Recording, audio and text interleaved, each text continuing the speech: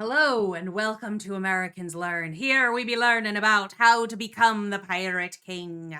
It is a BlueJay video. I'm ready. I've got my effects.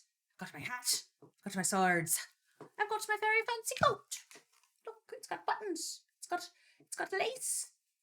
It's very fancy. I'm ready to become the Pirate King.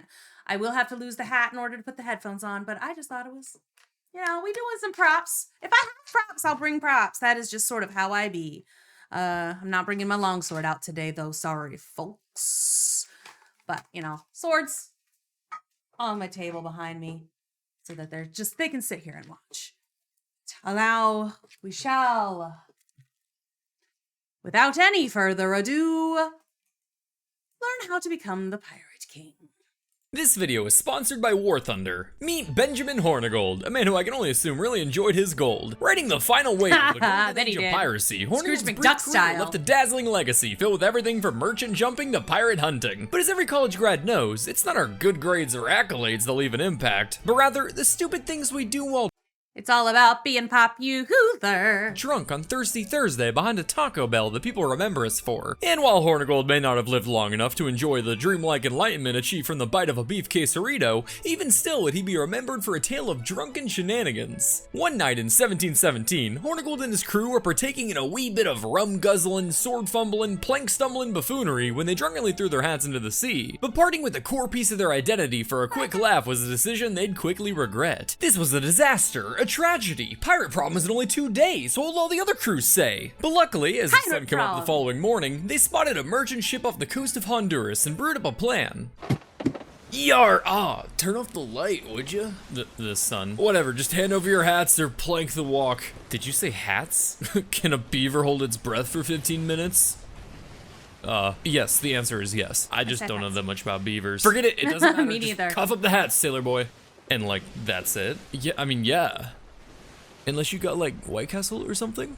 I don't know what that is. Me neither, it just sounds really good. As the terrified merchants prepared for the worst, Hornigold explained that they were quite literally only there for their hats after their drunken debacle the night prior. After sticking to his word, the pirates sailed off, leaving the merchants without injury beyond the shame of having lost their drip. Sensational tales like Hornigold's have spun him a legacy that survived to this day, but even still, he isn't remembered for being the greatest pirate of all time. After all, See, I wonder why Hornigold wasn't in that, the most famous pirates you never heard of video. Because, I think the only one that was in that was actually Stede Bonnet, who I had heard of.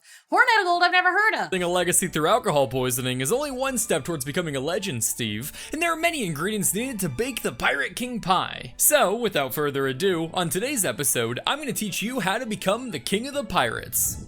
Cool. Be Elizabeth Swan.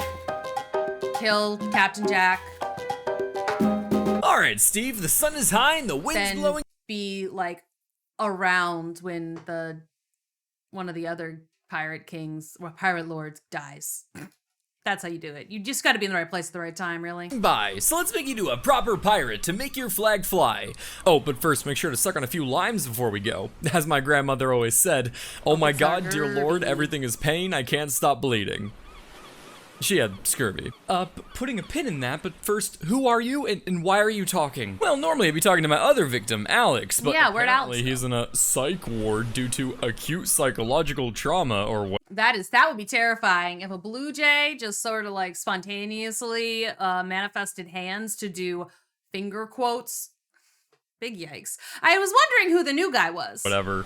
Did you say victim? Step 1 to becoming a pirate is the same as any other career. Motivation. Whether it's engineers and high salaries or Minecraft YouTubers and access to miners, every job needs a proper incentive. Oh my God. And while there were many reasons various scoundrels decided to fly the Jolly Roger, for the maritime pirates of the late 17th, early 18th centuries, they can be narrowed down to primarily 3 motivations. Let's say you get kidnapped.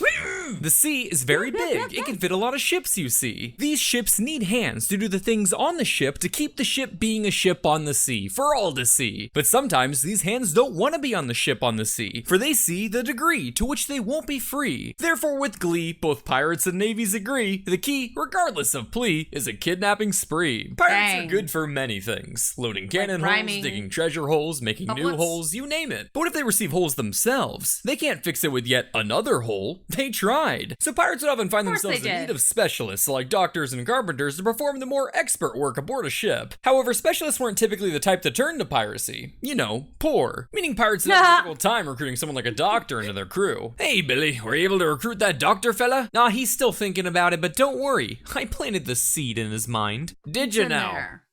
Aw.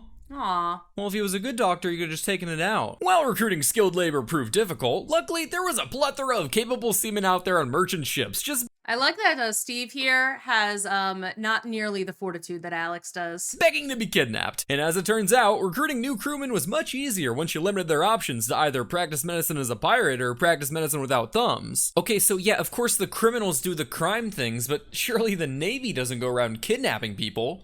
Oh yes, Steve, your government loves you so very much. Especially when you listen. Impressment was the practice of forcing men via coercion, extortion, or various torsions into primarily the service of a navy. Carrying out this practice. This is a very rhyme-heavy episode, and I'm kind of living for it. Dang, BlueJay. Practice were the dreaded press gangs, groups of men who often frolicked about the docks of Britain, cudgels in hand, looking for the next unlucky bugger to beat and kidnap in the name of the king. While targets of this forced servitude were supposed to be seafaring men between 18 and 55 years old, That is a large only gap. applied to people, not the pores. So there were occasions where press gangs would just snag the random Tiny Tim from the middle of the street. What were they gonna do? Write a letter of complaint? Right? They need a cabin boy, right? They can't read. But with drastic tactics come drastic results, and many of these press sailors would end up mutinying or deserting their posts, thus turning to a life of piracy. But for you, we can rule out kidnapping, seeing as you live far from the ocean in this disgusting place I can't even pronounce. Kentucky? Bless you. Moving on to option 2, we have state-sponsored theft. Ah, I know this one. The IRS. No, Steve. You don't dare make fun of the IRS. I'm talking about private That is a line too far, even for the BlueJay. privateering. Put simply, a privateer was essentially a pirate who was given the green light by a government to have a grand old time nabbing and stabbing foreign merchants. Any private citizen itching for the pirate life but without the balls to fully give the government the finger could acquire this permission via a letter of marque, a piece of paper that stated the little rascals currently assaulting and robbing you were doing so with the blessing of the king. Permission from the king, huh? Well, that's a relief. Since privateers had a knack for damaging foreign economies, letters of marque were at their most popular during times of war, but once warring nations made peace and the letters were revoked, many former privateers were reluctant to throw away such a lucrative line of work. Yeah, so right? ironically, the same nations who struggled combating piracy also fueled said piracy, as the former privateers would continue raiding ships, including those of their former state sponsors. You should have kept sponsoring me, state. I wouldn't come after you if you just keep that money coming in, baby. You put me into this. Now you can't take me out. These waves of piracy could be so dramatic, in fact, that once the War of Spanish Succession ended in 1714, it single-handedly brought about the third era of the golden age of piracy. Dang. Wave of piracy, ocean wave. Yeah, I got it. That's kind of funny. Wow, Steve, when's the Netflix special? Anyway, as we already know, you're no privateer. Also funny because BlueJay effing wrote this. So he's just like, you know, self-burns, you know? Love it, love it. So with the first two ruled out, it looks like we'll have to go with option 3 for you, which is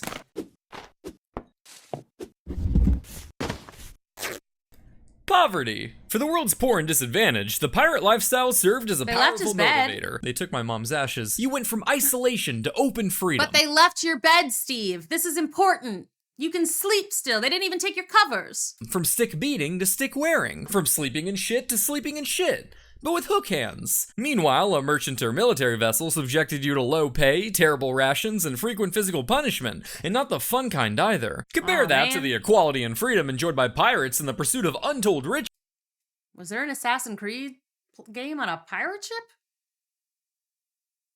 Did that happen? Did I miss that? And it's clear to see how some could find the swashbuckling path preferable. Welcome aboard, matey! You made the right choice joining this crew. In no time at all, you'll be swimming in all the golden women your little heart desire. Shiver me blunderbuss! It's be a treasure galleon of the Spanish Main! Oh my god! Man, what the fuck did you just say? What? I'm just surprised. No. Did I actually just hear what you said just now? I'm just trying to be a little funny. Funny?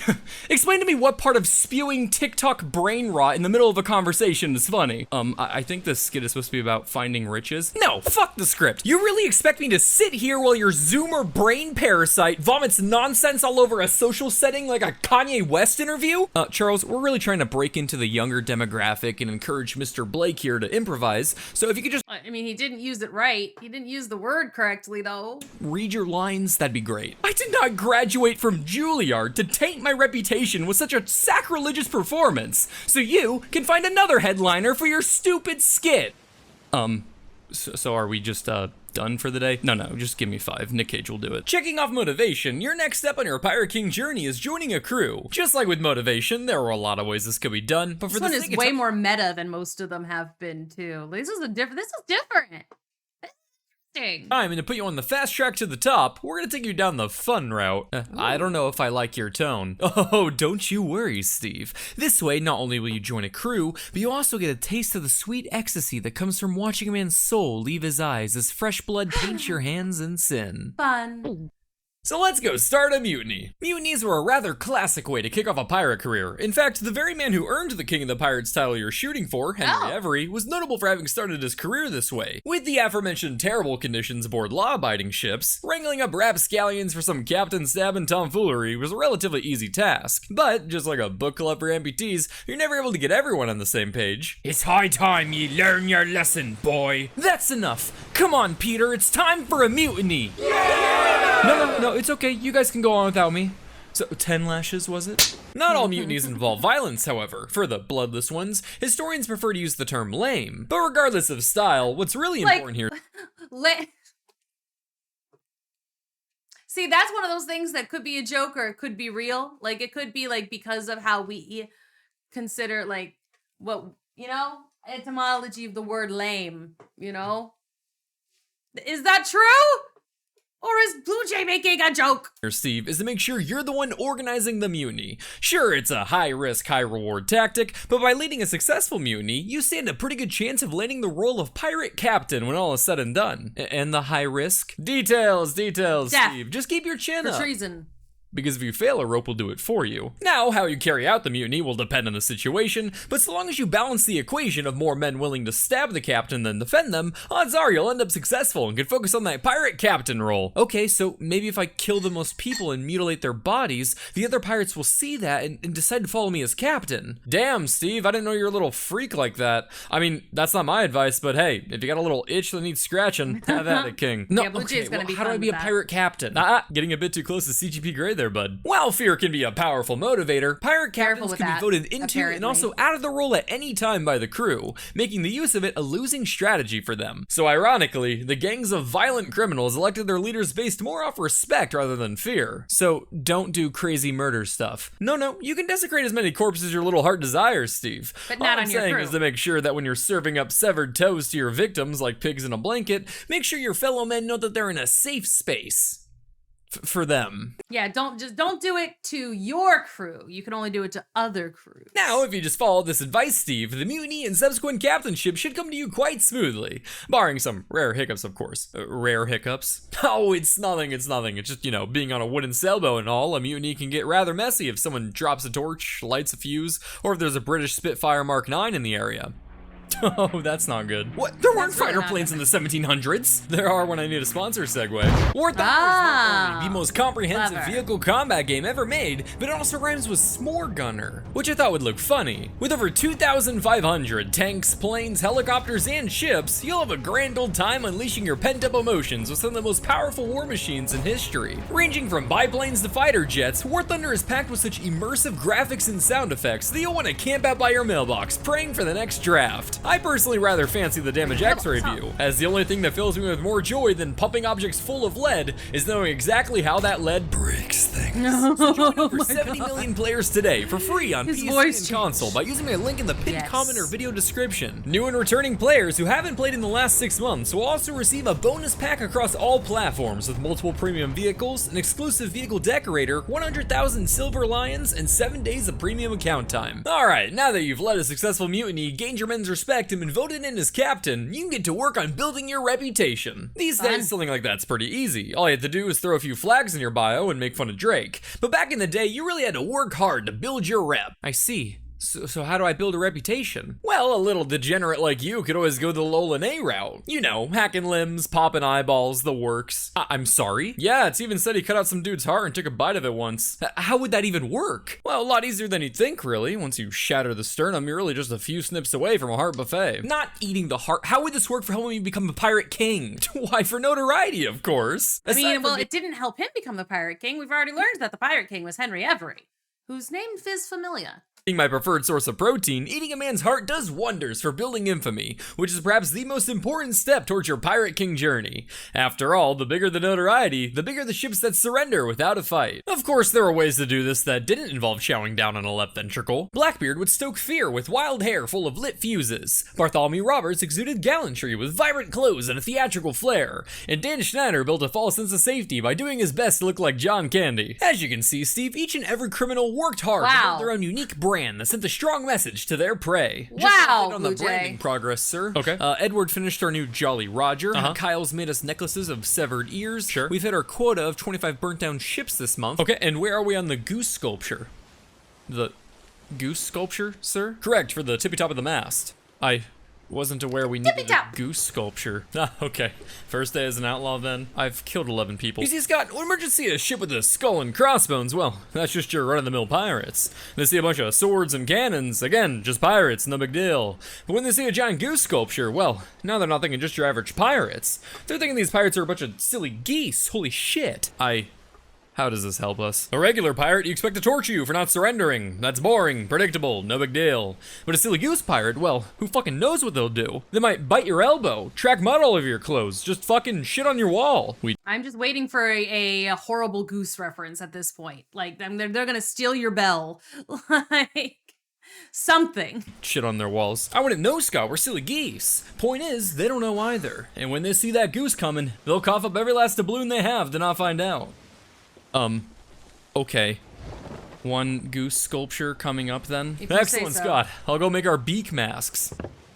Did you just hear our captain's stupid goose shit? This was his make-a-wish. The leukemia will take him in a week. Oh my god, I had no idea. Ah, don't worry about it. Once he's gone, we can make a raccoon sculpture. Ooh, what? Even better. Okay, first day as an outlaw then. Being a pirate means being a brand, one of terror, pain, and misery. It demands compliance and the promise of violence, save for those who avoid defiance. To build your rep is to build this brand, daily PR that must be carefully planned. So with all this in mind, and another thing at hand, let's quiz you on scenarios to see where you land. You chase down a Spanish galleon that refused to surrender. After some back and forth cannon volleys, you boarded their ship and fought them into submission. Both sides have lost some good men, but you came out on top with a huge haul of barrels of wine and brandy. Nice. What do you do?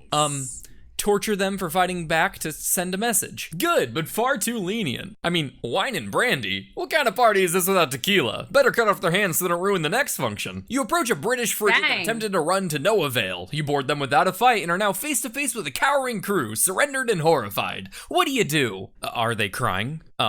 Some of them are, sure. I take the most composed man and slowly sever the tendons in his arms until the entire crew is crying. Jesus Christ. Steve! I'm supposed to be the fucked up one. No, man. When you're making the BlueJay kind of think twice. My God, Steve. My God. New God. Yes, literally, my God. Steve, you have made the BlueJay uncomfortable with your violence. My God. Lightning strikes me and I go immediately to hell. Did I get it right? No. Not at all. We want to encourage a surrender without a fight. You don't torture these poor sailors. Oh, my bad. Yeah, tell that to Mike's 8-year-old daughter. Anyway, third time's the charm. You sneak up on a French ship and raise your Jolly Roger. The terrified merchants quickly surrender without even the slightest fight or chase. You board their ship and they have all their cargo neatly lined up and cataloged for you. But they're French. They're French, though, and this is important, right? I'm assuming it's important that they're French. Do, Steve. I thank them and let them go? Oh, sorry, we were looking for torch the ship. But you just said to encourage surrender. Normally, yes, but these aren't your average sailors, Steve. Yeah, why don't you try again? Do we torch them because they're French? Steve! That's correct. While building your reputation will be hard work, the more effort you put in, the bigger the gains you'll realize. Kind of like training your muscles to failure. Oh boy, I bet I could do one more. Now that your brand is plaguing the world like Supreme in 2016, you can continue following the footsteps of modern day corporations and shift your focus to what's really important. Charity? That's right, Steve. And what better foundation to fund than our own pockets? So let's get to work on expansion. What truly made a pirate the stuff of legends was commanding not one, but multiple ships. When Henry Every made off with the richest prize in pirate history, he flexed to command over 6 ships and 440 men. Expanding a pirate fleet might seem pretty straightforward. All you have to do is keep taking and taking until you got everything you want. While that might be easy for my ex-wife, stealing a bunch of ships is quite the risky feat and takes a lot more elbow grease than just hiring the best divorce lawyer on the eastern seaboard. Do you need to talk about? Nevertheless, this was the strategy pirates like Blackbeard, I mean, it does give us some insight into why the Blue Jay is the way he is. would end up pursuing, while others, like Henry Every, put together their fleet more politically through mutual agreements with other pirate captains. But regardless of the growth strategy, what's really important is to make sure you whip up a pirate code. A pirate code was essentially a code of conduct with a sexier name. They detailed things like various rules, divisions of loot, and even injury compensation, all of which helped keep the savage sailors docile, like giving a preteen a prime. Alright gentlemen, our new pirate code is finished, so I need you all to listen up to the following articles. Number 1. No man shall settle their quarrel with their fellow man via shooting or fisting of any kind. Number 2. No man shall partake in gooning or munting. I'm not quite sure what this is. It's important, keep it in. Right. I don't know. Number 3. All dining utensils shall be cleaned after use, and the big purple bendy straw shall be reserved for Captain Rogers only. Damn straight! That's the rule, that's the rule. Sure, you're able to win when you're straight. just a pirate dirty dozen, but once you get more and more sailors under your command, you'll need a bit more structure to keep it all together. After all, it's practically expected that the group of malicious outlaws will eventually get out of line. So, just like with old game cartridges, you may need to blow on them every once in a while to keep things running smoothly. Oh. Not again. You know what you have to do, William. Despite their depraved image, some captains would go as far as banning certain vices in their pirate codes to try to maintain a sense of order and composure amongst the crew. Bartholomew Roberts, for example, restricted his crew's gambling, drinking, and womanizing to make sure they stayed on top of their game. Oh, well, maybe. Morals that surely filled the pot. Said restricted, not completely? Maybe a little bit of drinking sometimes? Pompous pirate with pride for living such a noble life, which ended in battle surrounded by his drunk crew. And now, Steve, we find ourselves at the final stop of your Pirate King Odyssey. Legacy. For legendary figures, the only thing more valuable than being successful is being remembered. Who is Tom Brady without Super Bowls, Adolf Hitler without invading polls, or Rick Astley without Rick Rolls? All these men, for better or for worse, will be remembered for generations for things like their massive impact on internet culture or mouth-kissing their sons. As such, every king throughout their reign works hard to realize the multi-generational impact that'll bolden their name in the pages of history. And so too shall you work, Steve. But luckily not in the Tom Brady boy-kissing way. We aren't trying to be the king of pop after all. Luckily for you, much of what you've already accomplished is laying the foundation for your future legacy. All you need now is one crowning achievement to really get them historians foaming at the mouth. Take William Dampier, an English pirate, explorer, and naturalist whose expeditions led to many first discoveries for Europeans, including being the first person to pen the English words for avocado, chopsticks, barbecue, and subspecies, the last of which proved quite useful for scientists and scholars when defining the book talk community. While sporting impressive feats like first person to circumnavigate the world 3 times and first Englishman to explore Australia, he is perhaps most notable for being quite the foodie. Our little William loved to eat, so much so that over 100 food-related words are credited to him in the Oxford English Dictionary. Awesome, I love it. That's awesome. Yeah, you like food so much, you make over 100, good job, boy. Food, I'm hungry. It's almost 4 o'clock and I haven't eaten. I'm really hungry. Many of which are rather whimsical combinations of adjectives and nouns, like whistling duck or sucking fish. Being a naturalist, Dampier was captivated by wildlife and would write their descriptions with such exquisite and colorful detail that he inspired future generations of scientists and explorers. Cool. And then he'd eat them. Wow, what a vivid shade of red you have, Mr. Birdie. Must be some kind of heron-like waterfowl. Such beauty. What a plump little lad you are. I'd say you're no bigger than a duck, huh? Boom! Well, what do we have here? Throughout Dampier's All the expeditions, birds. he would partake in the flesh of basically any animal he came across, and the cuter they were, the more eager he was. He ate manatees, Galapagos penguins, Dang, flamingo son. tongues, spin a wheel of Disney characters, and he's thrown that critter on the Barbie. After finishing a 3-course meal of sin, he'd review his experience in a journal one could mistake for a kitchen nightmare script. Hey, what are you doing my stuff? I just be skimming ye little journal here. That's private. Nonsense. They be your food reviews, no? I be only curious. Let's see, we got wallaby, shark, sea turtle.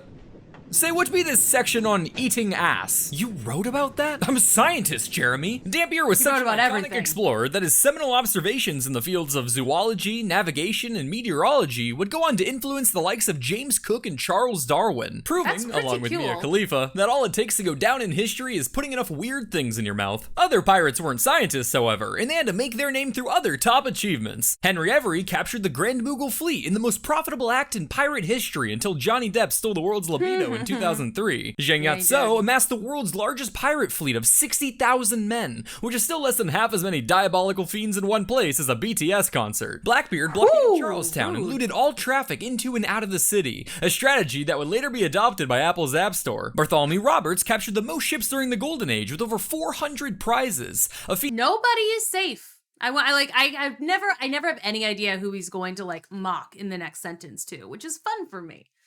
I mean, he's so. Oh, BlueJay. Oh, BlueJay, you special. It's so large, no one would score more booty on the high seas until Epstein's Island. And Monkey D. Luffy has stretchy arms and punched a clown, I guess. I know a lot of you have been waiting for One Piece jokes, but I've only seen the live action. All of these grandiose acts were I haven't just the even right seen flavor that. of notoriety to forever stencil their names into the books of history.